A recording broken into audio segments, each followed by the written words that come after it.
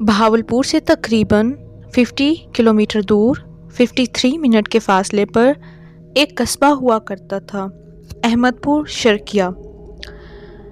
अरीब अपनी वालदा के साथ इसी कस्बे के दरमियानी हिस्से में रहा करता था। अरीब अपनी वालदा की इकलौती औलाद था और वो बेरोज़गार भी था।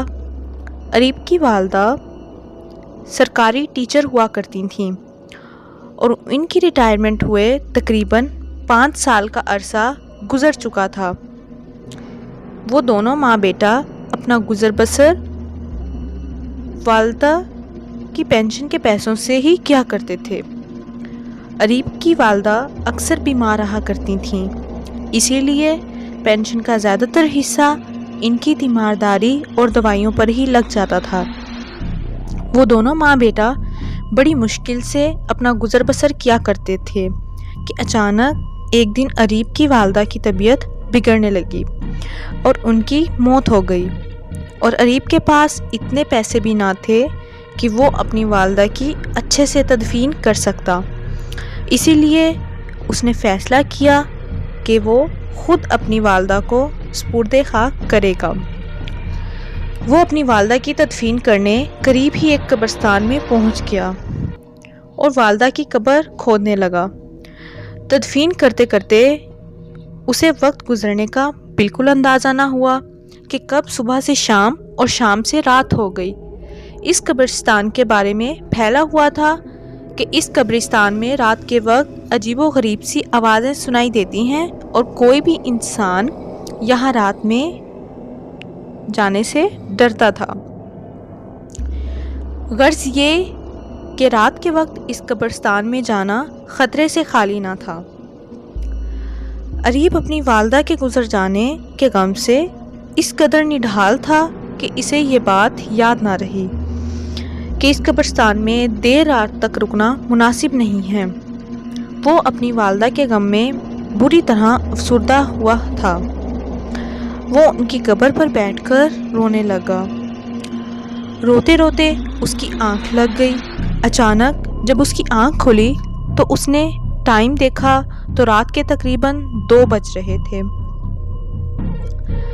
उसने घर जाने के बारे में सोचा। वो उठ खड़ा हुआ और कब्रिस्तान के मेन गेट की तरफ बढ़ने लगा।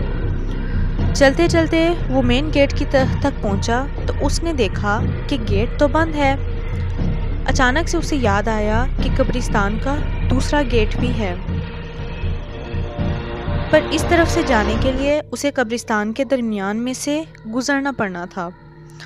अब अरीब के पास 2 ही रास्ते थे, या तो वो पूरी रात कब्रिस्तान में गुजारता या फिर कब्रिस्तान पार करके दूसरे गेट की तरफ से घर लौट जाता। इसने दूसरे गेट की तरफ से घर जाने का फ़ैसला किया। इसने फिर चलना स्टार्ट किया। उसने आधा कब्रिस्तान ही पार किया था कि अचानक से उसके साथ अजीब अजीब सी चीज़ें होने लगी। उसे अजीब सी आवाज़ें सुनाई देने लगीं, जैसे कोई औरत रो रही हो। इसने पीछे मुड़कर देखा तो कोई भी नहीं था।